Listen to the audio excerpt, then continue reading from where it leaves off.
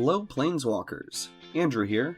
I apologize for my voice today. I'm at the end of a cold while I record my 2 deck techs for this month. So today, I'll be telling you about a deck built for Nethroi, Apex of Death. Nethroi is a 5/5 cat nightmare beast for 2 in the full Obzon. It also has Mutate for 4, a Selesnya and 2 black, a lifelink, and Death Touch. Whenever it mutates, you get to return any number of creatures with total power 10 or less from your grave to the field. Needless to say, we're going to run as many mutate spells as we possibly can, so we can trigger Nethroi's Reanimating as often as we need to. Since there's only been one set with mutate in it, we don't have many to choose from, which also means the same handful of creatures pop up in deck lists over and over, so I won't go into too much detail on what each one does. We have Auspicious Starix, Boneyard Lurker, Cavern Whisperer, Jittering Harvester, Cub Warden, Dirgebat, Gem Razor, Glowstone Recluse, Huntmaster Liger, Insatiable Hemophage, Majestic Auricorn, Migratory Greathorn, Mind Leecher, Necropanther, Sawtusk Demolisher, and Vulpikeet. The majority of our reanimation targets have low or no power, so we can reanimate as many as possible at a time. Blood Artist drains an opponent for 1 whenever a creature dies. Carrion Grub has 0 power in the grave, and once it hits the field it gets power equal to the highest power creature in your grave. It also mills you for 4, filling the grave with more reanimate fodder. Krovax the Cursed enters with 4 +1/+1 counters on it, and on your upkeep you can sack a creature to add or remove a counter, and you can pay a black to give him flying.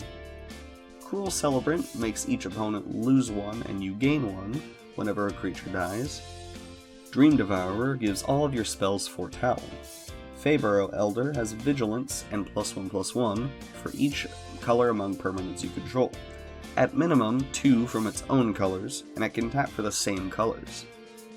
Agave enters with counters on it, and can be paid into to remove a +1/+1 counter from any of your creatures to make a Saprolan, or you can sacrifice a creature and put a counter on a creature. Colonian Hydra enters with 4 +1/+1 counters and has Trample, and when it attacks, you double its counters. Cathril, Aspect Warper, is the face commander of the 2020 Obzon Commander Precon, and when it hits the field, it puts keyword counters on creatures of your choice for keywords of creatures in your grave, and then it gets +1/+1 counters for each counter it puts on a creature.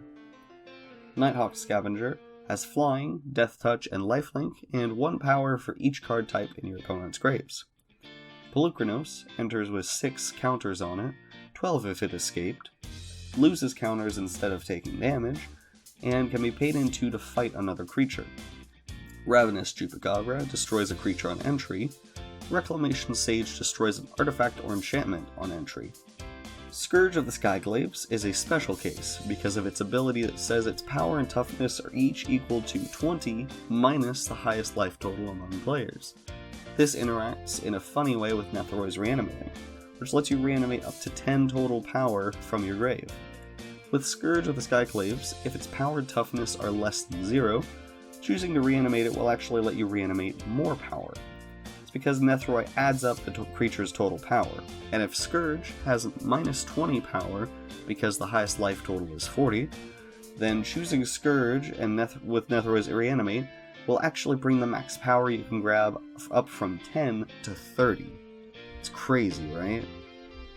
Seki, Season's Guide, enters with 8 +1/+1 counters on it, and when it's dealt damage, remove that many counters instead and make that many 1/1 spirits.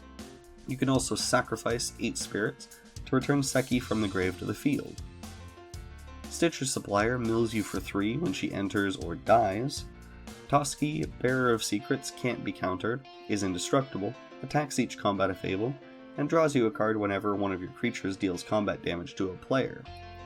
Wolvenwald Hydra has Reach, and its power and toughness are each equal to the number of lands you control. Let's talk about support next. Altar of Dementia is a free sack outlet, which means if we can mutate Nethroi, and that 10 power limit isn't reached by other creatures in our grave, We can sack some creatures on our field to mill our opponents, and then reanimate those same creatures right away with Nethroi. We can also sacrifice at instant speed if one of our creatures is about to be removed. Altar of the Brood mills our opponents whenever a permanent enters under your control, which is also an incentive to reanimate as many creatures at once as possible. Beast Whisper draws you a card whenever you cast a creature. Buried Alive lets us tutor up 3 creatures and put them into the grave. Eternal Witness recurs a card from our grave when it enters. Gorging Vulture has flying and mills you for 4, and then gains you a life for each creature milled this way when it enters. Luminous Broodmoth has flying. Whenever one of your creatures without flying dies, the Broodmoth immediately brings it back with a flying counter on it. Moldervine Reclamation gains you a life and draws you a card whenever one of your creatures dies. Revealark has flying, and when it enters the field, it brings back up to 2 creatures with power 2 or less from your grave to the field. Varigoth, Bloodsky Sire, has Death Touch and can tutor as its boast ability.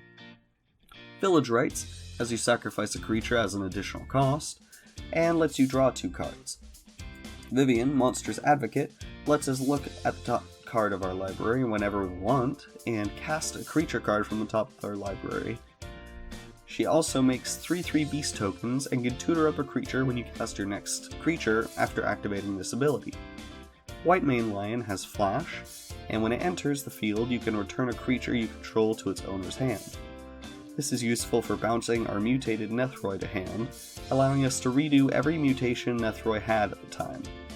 Zegath Mamba gives an opponent's creature -2/-2 for the turn whenever it mutates. Finally, Zulaport Cutthroat causes each opponent to lose 1 life and for you to gain a life whenever it or another creature you control dies. Before getting into ramp and our land base, let's talk a little about defense. Beast Within destroys a permanent and replaces it with a 3/3 beast token.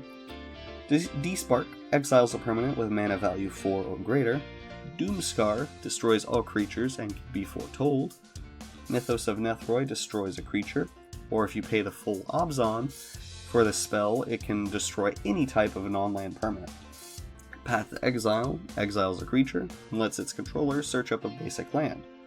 It Swords of Plowshares exiles a creature and lets its controller gain life equal to its power. For ramp, we'll start with Arcane Signet and Chromatic Lantern, both of which tap for any color, and the Lantern lets your lands do the same.